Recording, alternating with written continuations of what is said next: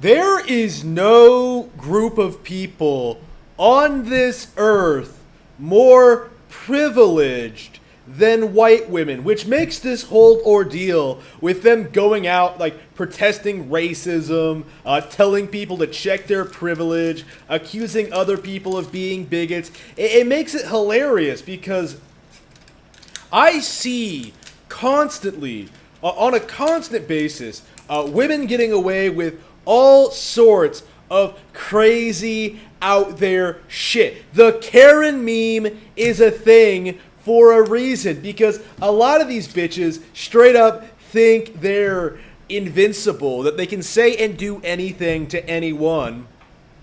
And it's really ridiculous as to how insane a lot of these people are. And it kind of ties into this whole Black Lives Matter thing. The support that white liberals, particularly the women, are showering on Black Lives Matter right now.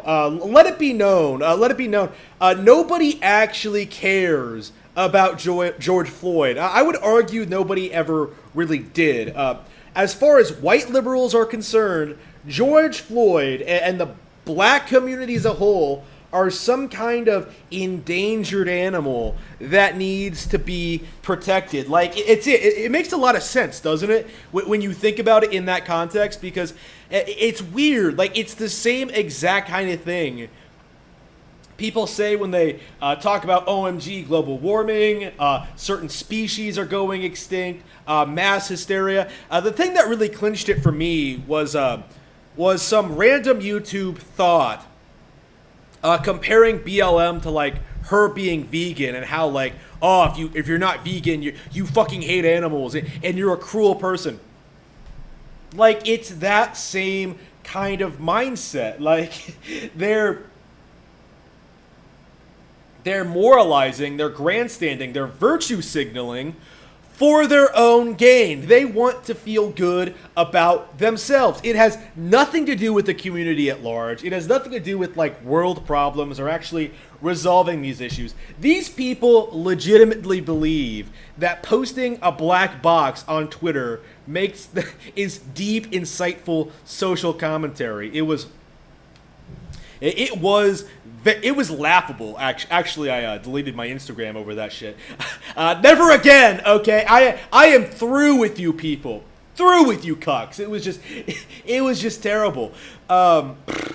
Black boxes, really. It was really insane. And the constant justifying, like, the criminal behavior, the looting, the rioting, the destruction of property, the beatings, the murders. I don't know what social media is like now. By now, I suspect it's basically over. I can't imagine it continuing for much longer. It seems like, going by what I've been looking at over the past couple of days, it's died down a lot. George Floyd is basically forgotten. All anybody is talking about is the racism. You know what I mean? Not talking. It's a really. This is like Kony 2012 all over again. Do you remember that when, like, for a week everyone was posting about, like, OMG Kony 2012? Not even a week, like a single post on Facebook. Stop Kony 2012. Turned out to be a hoax. Apparently, I don't really know what the details of that was, but it was some stupid movement that people latched onto for attention and to, like, for some social movement, for some cause that wasn't going to do any good, essentially. That's BLM. That's the Black Lives Matter movement. That's this situation. Like, you're not benefiting society by suggesting we abolish the police or radically or like punish people for doing their jobs. You know what I mean? It's absurd. It really is. I am just oof. I am not impressed. I am not impressed with these people, not at all. And I do expect it's interesting seeing the black community's reaction to this because they hate them more than anything. Honestly, like I see black people shit talking white liberals more than uh, a lot of other people. Like, other than maybe the cops themselves, like those are the people they make fun of the most for doing certain things, doing things wrong, or just being white. In a weird way, it really does feel like the blacks are the most racist in all of this, and like them like throwing this entire blanket around over all white people. Just all of you are racist. It's just it's a joke. It really is a joke. Maybe not like an unjustified joke because of course I don't support the white liberals either. So how exactly do we deal with this? Well, for one thing, don't talk to these women.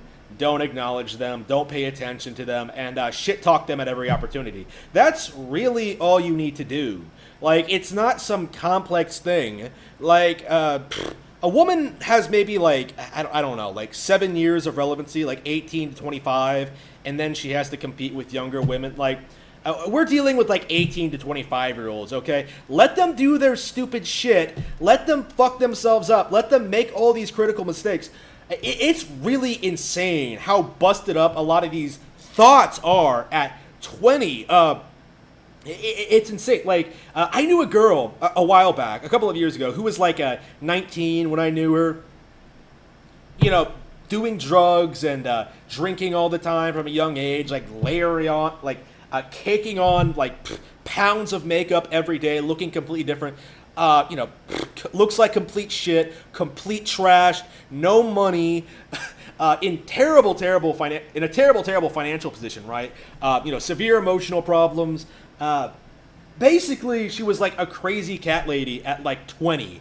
You know what I mean? And of course, she was super liberal. So that's their reality, right? If you don't pay attention to them, they'll get old and people will stop caring about what they have to say. Like, you know, once they hit 30 or even a little bit earlier in a lot of cases, it's basically over. Like, nobody cares what they have to say. It's a